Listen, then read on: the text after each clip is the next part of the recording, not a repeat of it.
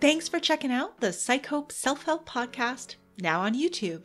Our podcast launched on most major podcast directories back in December of 2022. And as of December 2023, we're making our episodes available for all the lovely people who prefer listening to podcasts on YouTube. There may be times when the dates don't match up, so thank you in advance for your understanding. Please refer to the video description for links to any resources discussed during the show. We'll be sure to point you in the right direction. Earlier this holiday season, the PsycHope Self-Help podcast hosted the 12 Days of Holiday Stress Relief Audio Summit. For 12 days straight, I had the honor of interviewing compassionate women, all thought leaders with a background in mental health, with the goal of understanding how they see holiday stress impact the women they serve. And I was sure to ask for all their tips on how to navigate the many forms that holiday stress can take. If you weren't able to join us live, then I have some good news for you. All the talks from the summit are waiting for you in our private podcast. Just head on over to psychope.com/12 days to get access to the 12 Days of Holiday Stress Relief Audio Summit private podcast. There's still plenty of time to listen to all the interviews and benefit from the insights and tips that were shared. Let us guide you through a transformative journey, helping you navigate the holiday hustle and reclaim the joy of the season. Again, please visit psychope.com/12 days to get your access to the summit, or just click the link in the show notes.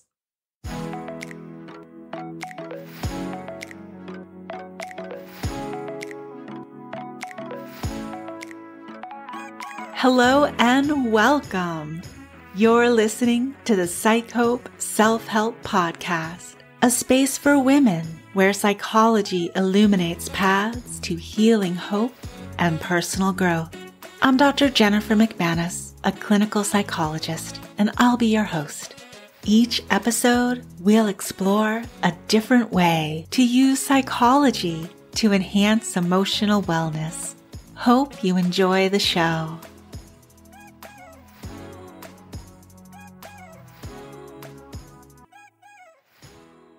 Well, hello. It's episode 13. At the time that this episode goes live, it will officially be the winter solstice in the Northern Hemisphere where I happen to live. I have great respect for the symbolism of this day, the longest night of the year, which actually marks the return of the sun. I think of how this relates to my calling as a psychotherapist.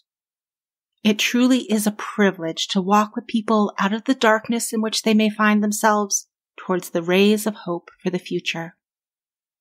It's now an honor to expand that impact and reach even more people on healing journeys through the Self-Help podcast. Right now, the podcast is doing daily quick tip episodes with 12 days of holiday stress relief. On the 9th day of holiday stress relief, we're going to switch things up a bit.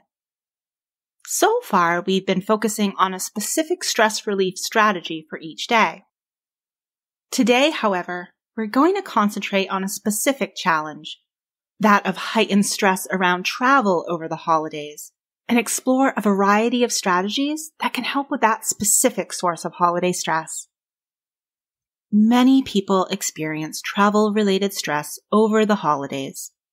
Whether it's a long drive on crowded highways or cross-country flights, the holidays often require some form of travel to be with our loved ones. The experience of travel-related stress is unique to each person. It might be stress about being on the road with everyone else trying to get somewhere fast. Or perhaps you find the tight timetables involved with flying to be stressful. I know I do. Since the pandemic, there have been extra sources of stress when traveling by plane, such as concerns about getting sick or the possibility of your flight being canceled due to staffing shortages. Now, despite all this, I have some good news for you. We've actually already explored some helpful strategies for this specific source of holiday stress earlier during the 12 Days of Holiday Stress Relief. Let's take the topic of day 2, for instance, time management, and apply it to holiday travel stress. When we feel like we're under a time crunch, it can make challenging and stressful situations even worse. So it's best to give ourselves buffers when it comes to holiday travel. For example, adding 20 to 30 minutes to your departure time for a long road trip can take some of the pressure off if you do hit some unexpected delays. Same for airline travel. Arriving to the airport early to clear security and get to your gate can make a big difference on your stress level. Those basic building blocks for helping us navigate difficult situations and emotions that we've already explored are also relevant when it comes to holiday travel stress. Making sure you've gotten enough sleep the night before and have taken care of your hydration and nutritional needs the day of can set you up for success on a day full of holiday travel. Some people find just the act of flying and driving to be stressful, and sometimes even anxiety-provoking. If either of these is the case for you, I have a few strategies for you to consider giving a try. For the first approach I'm going to share, it's best to start it well in advance of the scheduled flight or planned road trip. We want to set aside some time for this and begin by first engaging in a relaxation strategy, such as deep calm breathing from day 8 or mindfulness from day 9. We want to get ourselves into a nice, relaxed state. So pick a relaxation strategy that you know works well for you. Once we feel relaxed, the next step is to visualize ourselves traveling, whether by air or on the road, and we want to picture everything going smoothly, all the while continuing to breathe slowly and deeply. What we're doing here is pairing a calming and soothing strategy with the stressful or anxiety-provoking experience of flying or driving. This self-help approach is informed by the psychological intervention of systematic desensitization for phobias such as flying. As far as on the day of travel, distraction and self-soothing techniques can be helpful if you're flying or a passenger in a vehicle. If you're the driver, though, all eyes on the road. Distraction techniques might involve a game on your phone or maybe reading or listening to a good book.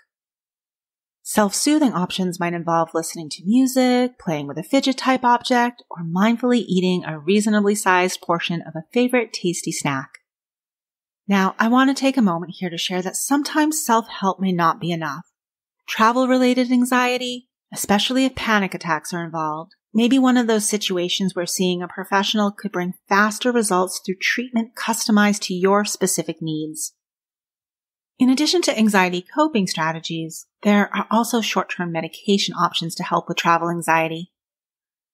I know there's still stigma out there attached to seeing a professional for mental health concerns, but I'm here to remind you that taking care of our emotional well-being is just as important as our physical health. Well, that's going to wrap it up for today's quick tip episode for managing holiday stress.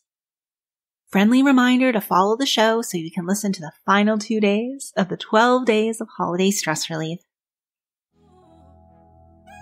The information shared on the PsycHope Self-Help podcast is done so with the understanding that it does not constitute professional help, nor is it a substitute for professional help.